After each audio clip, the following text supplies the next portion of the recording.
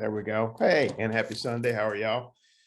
So today I wanted to talk about something specific that was brought up a couple of times this week, many times in the past.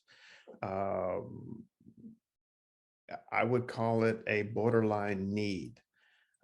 So this is a presentation about trying to understand what it is to have a thinking process that is quite prevalent in people with borderline personality disorders. It's prevalent in others, but particularly in this condition, you will have this idea that I need somebody, and I keep hearing this song in my head because, everything's music for me, help, I need somebody. So, and very much true to the song, it could be anybody. There is oftentimes that I will hear these exact words coming from a patient. I don't understand it. I need somebody. I have to have a boyfriend or I have to have a girlfriend. And a lot of times when I hear that, it's like an old refrain coming back, and I realize that this is usually coming after a discussion when someone has broken up with a partner or a short or long-term relationship, and the person that's saying it knows they have a feeling and they can't quite understand or describe their feeling. So this video is both for people who have BPD, who are trying to understand and cope with why I have that feeling, and for people who have a friend who has this diagnosis of BPD or the condition, this need. It's based in the idea that uh, for some people, not all. Now, this is, like I said, this is a lot of sort of generalizing, but it helps. You kind of have to guide your way through it. A lot of individuals who have BPD have problems with identity. And if you think about it for a minute, figuring out who you are, what you are, what it means to be you, how do you experience your world, is very complicated. And if you've ever seen anybody that's like this, it's like a ship lost in the ocean trying to find a place to throw an anchor to cast a line, to appear, to find something to hold on to and establish who you are. What is your identity? And we all know that a lot of times our identities as individuals are formed as part of a larger group.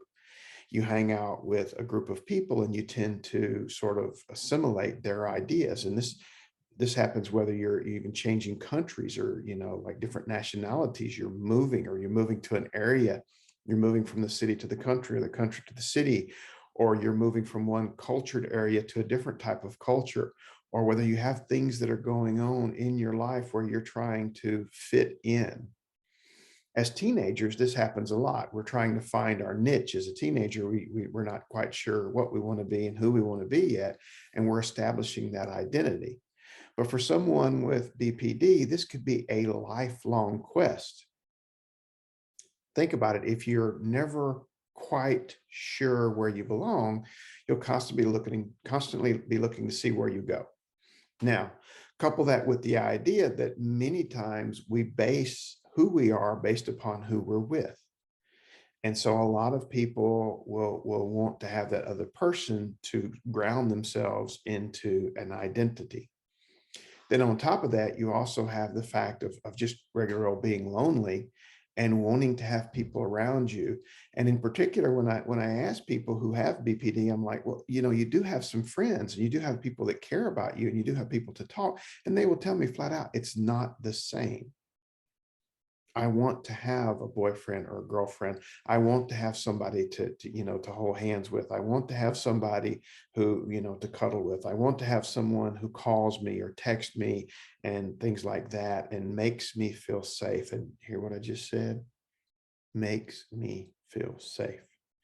There's a certain amount of security that goes with having a relationship. Even if it's a different kind of security, if you're unable to really delve into your feelings real deep, security feels like security. So whether it's the security of knowing who you are or the security of knowing there's someone there to protect you or help tell you what to do when you're not sure what you should be doing, See how these all start to fit together now. And this may help you have a better understanding of behaviors of people that have this condition, or it also may help you if you're one of those people and you're trying to figure out, why do I do this? Because this is a conversation I have a lot of times with a lot of patients. Like, they're like, why am I this way? And I'm like, this is complicated. You're asking a complicated question. We have to get down to a level of where you can actually reflect and look. And therein lies the problem.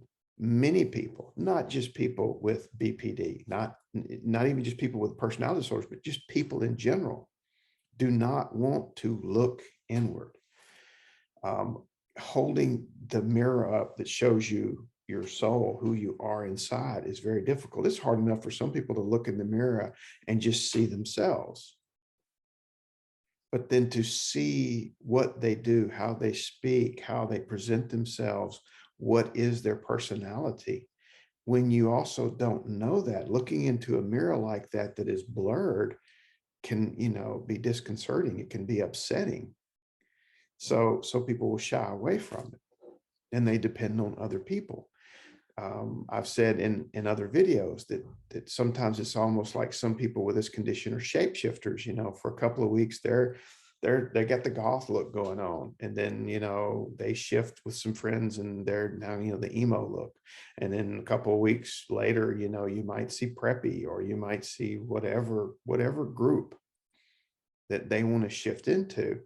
That's their friends, and they become like them. And you've even seen people who date, whoever they date, they start to shift and look like the person they're dating, or they dress like them, or they assume characteristics. And lots of people do this. It's a chameleon ability that can be a great thing to have to allow you to adapt and make friends, as long as you also have the ability to go inside and find out, now this is who I really am, and this is the way I want to present. Some people will argue and go, you should always be yourself. And I'm like, always is a tough word. Because if you want to fit in, say, in the business world, and you're working for a corporation or a company, and you want to stand out, that's great. You also know, though, that there are times in that company that you want to fit in. Because by not fitting in, it may make it very difficult for you to get along with other office members. It may be difficult for you to get that promotion, that job you want.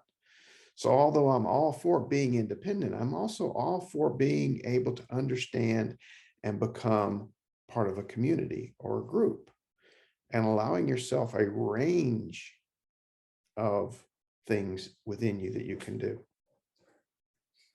It's just like when I tell people, it's particular to internal family systems, the idea there are many yous inside of you. There's the creative you, there's the thinking, problem solving you, there's the laughing, giggling, free-spirited, childish you, and they all have a place within you. And sometimes one of those is more prevalent than others.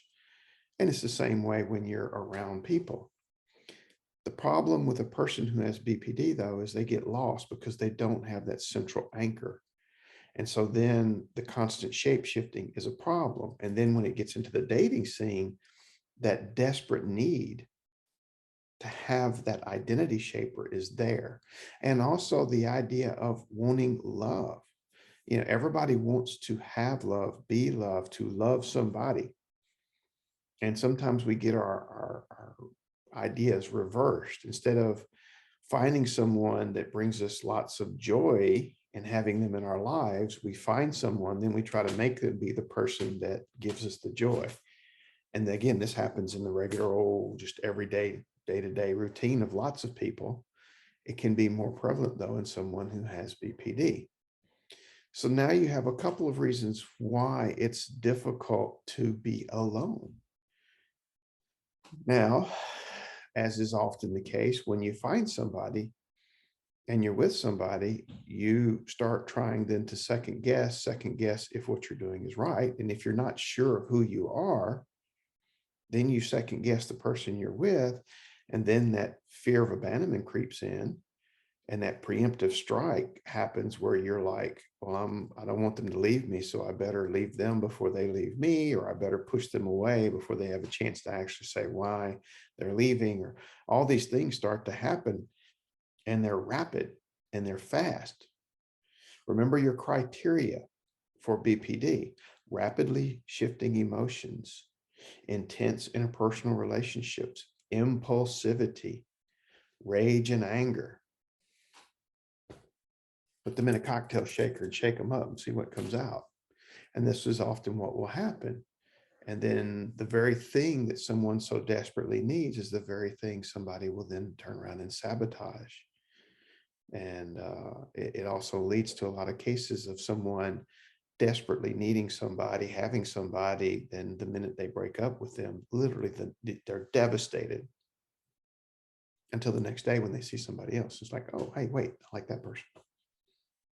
And you're sitting there going, whoa. Remember, your sense of time and the sense of time with someone who has BPD may be very different. We're back into that, trying to understand and let your mind slip into a different mode. I've talked to people and I'll ask them, well, when did you break up with that last person? Oh my God, it was so long ago. And that's why I have to ask the next question. Well, what's your so long ago? Because your so long and my so long may not be the same. Oh, it was very long ago. It was at least day before yesterday or a week ago. Because even then it's like, wait a minute, if you broke up from a major relationship, there's a couple of weeks of healing to go in here at the very least, if not a couple of months, to figure out where you're at.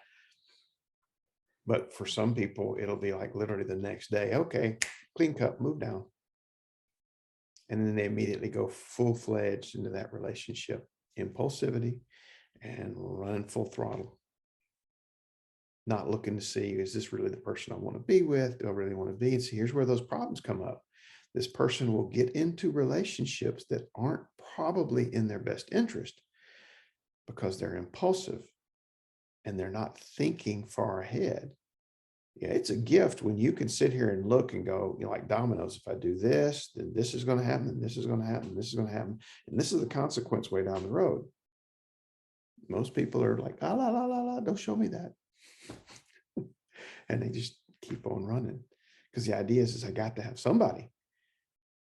So don't tell me about the bad things because I've got somebody. And people go, wow, how can you establish long-term friendships with people who have a thinking process like this? It's not always easy. As I said, though, there is a reward in this because for some people, these people can be very loving and kind and sweet and helpful. Not always, but many times. And they can be fun. And, spontaneity goes a long way, especially if you're the kind of person who, you're bored easy. Having a friend who can just jump up in a heartbeat and, yeah, let's go here. Let's do this. Let's go run. This is fun. Woo. Of course, you may be the friend who's reining things in, going, hey, wait a minute, somebody's got to drive home. We can party, but let's keep it within this state. If not this city, within this state, So there's good and bad in this, but for the person who has BPD, it ends up often being more bad than good. It ends up being a problem. And that's where you get that lots and lots of relationship turnover and lots of turmoil within your relationships and desperate bouts of depression when relationships end. So when I hear someone make those words, I have to have a boyfriend or I have to have a girlfriend. It sends off those signals going, I've heard that before. So what can you do as an individual who has this condition to help you slow down? And you're not going to like what I have to say, but I'll say it anyway. Being able to be mindful is so important. It's why it's one of the first skills of DBT. It's why it's very prevalent in so many other forms of therapy. And mindful doesn't mean sitting under your tree and and all that. And I think it's great. I personally love to do that stuff. Not everybody does, because a lot of times that kind of meditation leads to too much quiet for them and too much reflection. And if they're not ready to look in the mirror, then they get scared and run. I got it. Mindfulness is different. Mindfulness is paying attention to what you're doing, slowing things down by just a breath or two. Instead of when someone talks to you, take a second to think about what you're going to say. Yes, it's nice to be able to instantly think things and come back, and that's awesome. Think about it though. Think about what you're doing, the choices you're making. Think about and be present in what's going on. Being present and understanding the feelings as they arise. Because a lot of those feelings can be warning signals. Now, see, that's where we have this conflict of interest again. Because if you're desperate to be with somebody and you get a warning signal that you might not ought to be around that person, then you're very desperate to ignore it. And that's with everybody. Everybody will do that one.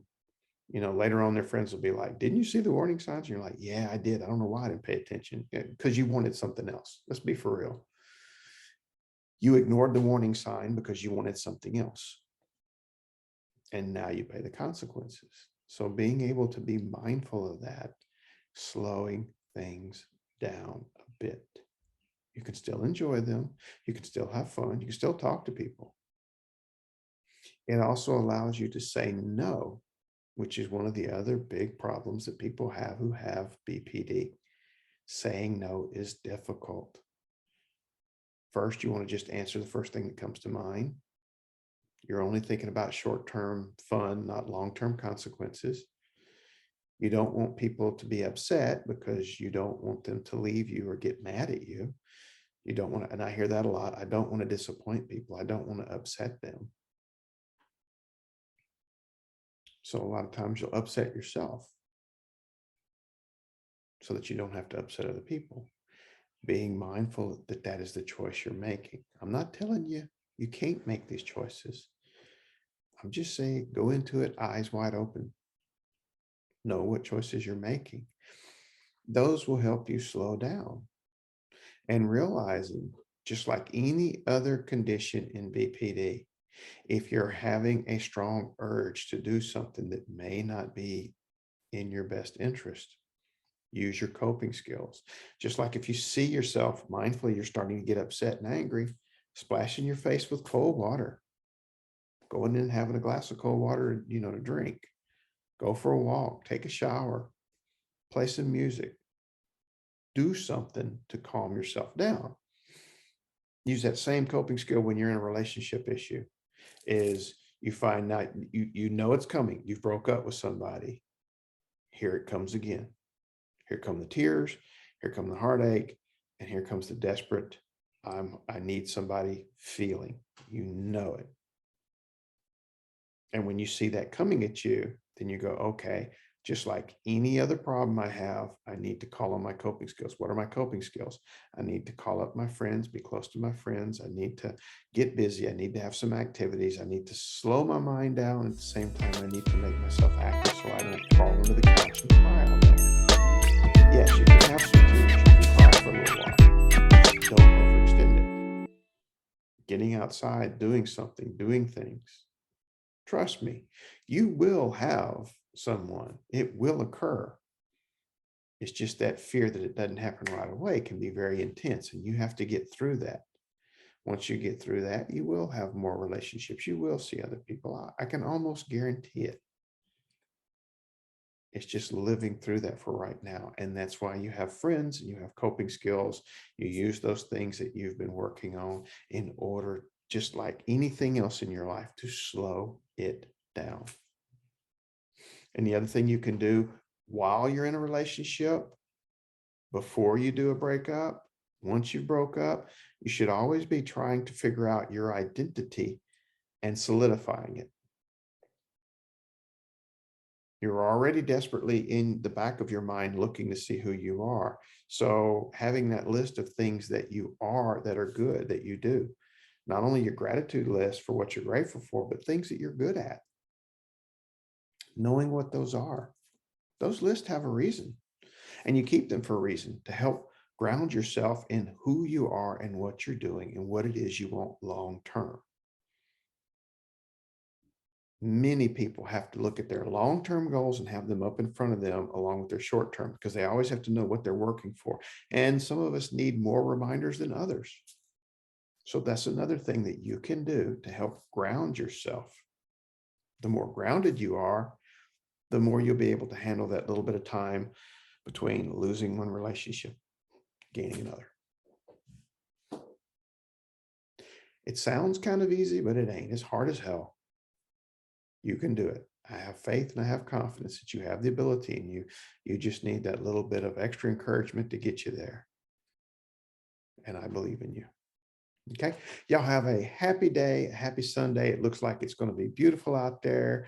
I'm going to go get me some vitamin D and see if I can get maybe one shade less paler. Y'all take care. Have a good Sunday.